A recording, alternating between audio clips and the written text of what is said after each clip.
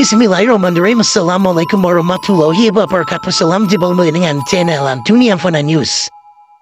Kali ini saya sebagai pelamat luar negeri khusus untuk negeri jiran Malaysia hendak mengungkapkan satu berita yang bagus dan mengejutkan. Karena ternyata di tahun 2024 ini Malaysia telah dinobatkan menjadi salah satu negara paling bahagia di dunia. Mungkin kita selama ini beranggapan bahwa negara yang pantas berbahagia itu negara yang maju, kaya, makmur ekonominya seperti Singapura, Jepang, Korea Selatan, China, Australia, negara-negara di Eropa Barat terutama, dan juga tentu saja Amerika sebagai negara superpower. Tapi dari segi kebahagiaan ternyata tidak didominasi selalu oleh orang yang identik dengan kekayaan materi seperti yang saya sebutkan tadi. Biasanya mereka terdapat di negara-negara maju. Akan tetapi Malaysia telah merubah image tersebut bahwa Malaysia sebagai negara yang sebenarnya cukup maju karena mempunyai pendapatan per kapita yang cukup tinggi di atas 11.000 US dollar. Tapi ternyata Malaysia bisa merubah image bahwa tidak selalu negara yang maju dan kaya raya itu orangnya pasti bahagia. Malaysia sebagai negara yang mayoritas penduduknya adalah Muslim bisa menunjukkan bahwa kebahagiaan itu tidak dilihat dari segi tolak ukur materi saja. Dan untuk itu saya ucapkan tahniah kepada Malaysia bisa menjadi salah satu negara paling bahagia di dunia.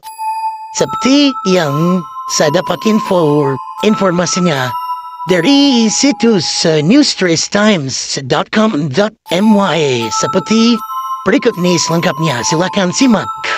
Malaysia dinobatkan sebagai negara kelima paling bahagia secara global, demikian temuan sebuah laporan. Laporan bertajuk Keadaan Mental Dunia, Proyek Pikiran Global yang dilakukan oleh Organisasi Penelitian Ilmu Saraf Nirlaba Sapien Labs didasarkan pada survei terhadap lebih dari 400.000 orang di 71 negara dan menunjukkan Malaysia berada di peringkat kelima, sementara Republik Dominika menempati posisi teratas. Penelitian ini menggunakan Mental Health Quotient (MHQ) untuk menilai berbagai aspek kesehatan mental peserta yang dikategorikan berdasarkan skor mereka, mulai dari berkembang hingga tertekan, di mana Malaysia mendapat skor 85%, meningkat sebesar 2,9% dari tahun 2022. Berikut daftar 5 negara paling bahagia dan paling tidak bahagia. Paling bahagia: 1. Republik Dominika, 2. Sri Lanka, 3. Tanzania, 4. Panama, 5. Malaysia. Yang paling tidak bahagia: 1. Uzbekistan, 2. Inggris, 3. Afrika Selatan, 4. Brazil, 5. Tajikistan. Laporan tersebut juga menemukan bahwa kesejahteraan mental masih berada pada titik terendah pasca pandemi dan belum ada tanda-tanda pergerakan menuju tingkat sebelum pandemi. Pada tahun 2023, baik di tingkat global maupun di tingkat masing-masing negara, skor MHQ sebagian besar tidak berubah dibandingkan tahun 2021 dan 2022, setelah mengalami penurunan tajam selama tahun-tahun pandemi. Hal ini menimbulkan pertanyaan penting mengenai dampak jangka panjang dari pandemi ini, dan bagaimana perubahan dalam cara kita hidup dan bekerja serta penguatan kebiasaan yang sudah ada seperti kerja jarak jauh, komunikasi online, konsumsi makanan ultra olahan, penggunaan plastik sekali pakai telah berdampak pada kesehatan kita, secara kumulatif mendorong kita ke dalam kondisi kesejahteraan mental yang lebih buruk.